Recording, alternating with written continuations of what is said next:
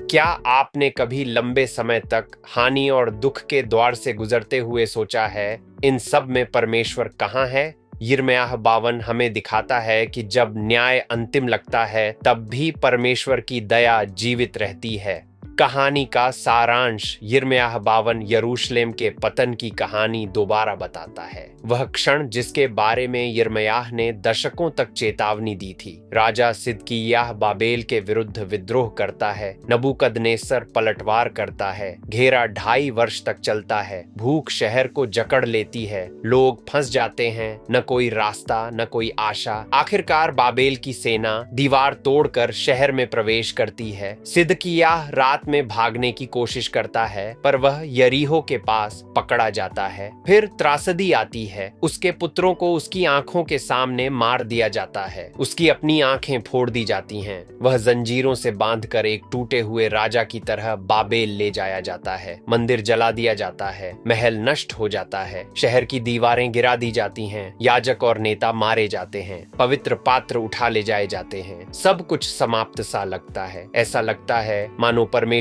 के वादे खत्म हो गए हों। लेकिन अध्याय के अंतिम हिस्से में कुछ अप्रत्याशित होता है। कई वर्षों बाद बाबेल का नया राजा एविल मेरोदक यहोयाकीन यहूदा के बंधुआ राजा को रिहा कर देता है। वह उसे ऊपर उठाता है, उससे नम्रता से बात करता है, उसे राजसी मेज पर स्थान देता है और प्रतिदिन का भत्ता भी देता है। यह एक शांत कोमल आशा की रेखा है। दाऊद से किया गया परमेश्वर का वादा अभी जीवित है। निर्वासन के बीच भी पुनर्स्थापना शुरू हो चुकी है। न्याय अंतिम शब्द नहीं था, दया थी।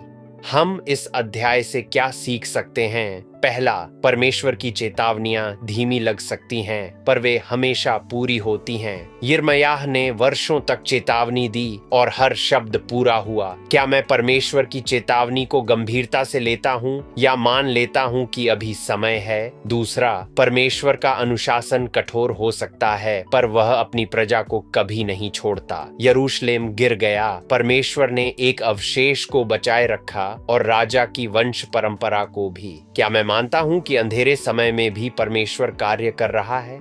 तीसरा, परमेश्वर हमेशा आशा का एक द्वार खुला छोड़ देता है। यहोयाकीन की रिहाई छोटी लगे, पर यह वापसी की शुरुआत थी। परमेश्वर हमेशा भविष्य के लिए रास्ता बनाता है। कहां परमेश्वर मुझे छोटी सी आशा दिखा रहा है, जिसे मुझे नजरअंदाज नहीं करना चाहिए? हे प्रभु, मुझे तेरी चेतावनियां गंभीरता से लेने और तेरे वादों पर दृढ़ता से भरोसा करने में मदद कर। आमीन।